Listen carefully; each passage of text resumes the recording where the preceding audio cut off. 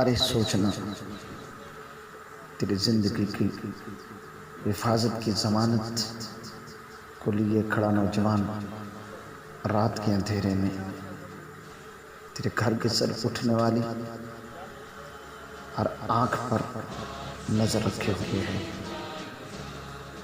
جب تو بڑے سکون کے ساتھ اپنے بستر پر لیٹ جاتا ہے، جب تو آرام کے ساتھ نیند کی وادی میں اتر جاتا ہے،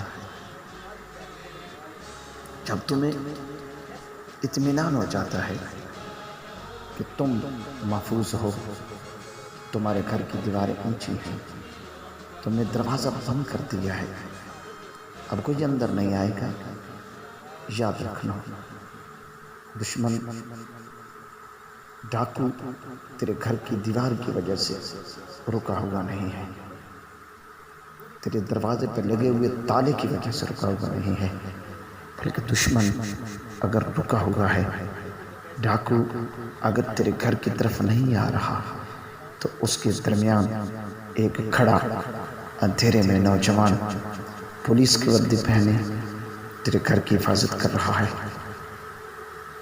یاد رکھنا، یہ نوجوان بھی کسی کا بیٹا ہے، کسی کا بھائی، کسی کا باپ، تو کسی کا رکھتے جگر ہے۔ اپنی جان کی پرواہ کیے بغیر تیرے گھر اور تیرے دشمن کے درمیان ویپن پکڑے، بندوق مضبوطی سے تھامے جس انداز میں کھڑا ہے، کیا اس کی آنکھوں میں نیند نہیں ہے؟ کیا اس کی جسمانی ضرورت جو نیند کی ہے وہ خود بخود پوری ہو جاتی ہے؟ نہیں، ارے یاد رکھنا، اس سے بھی جان اتنی ہی پیاری ہے جتنی آپ کو ہے، مگر وہ کیوں کھڑا ہے؟ ایک میرا وہ مجاہد جو میرے وطن کی طرف اٹھنے والی ہر آنکھ کو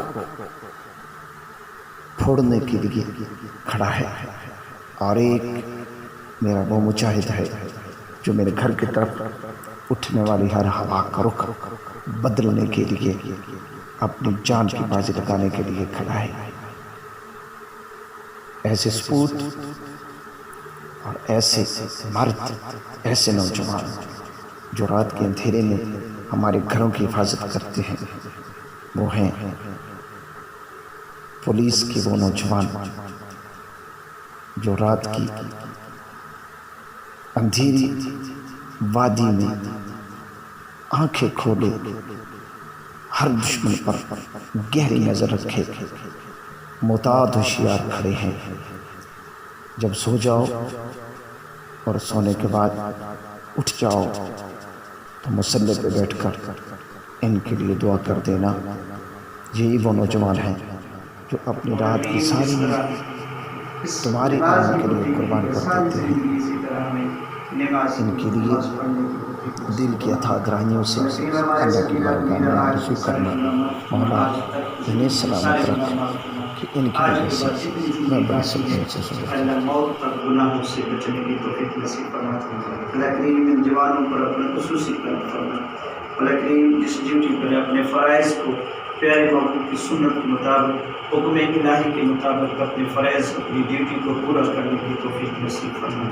وصلی اللہ تعالی علی حبیب خیر خلق محمد وعلی آلہ وصحبہ وسلم۔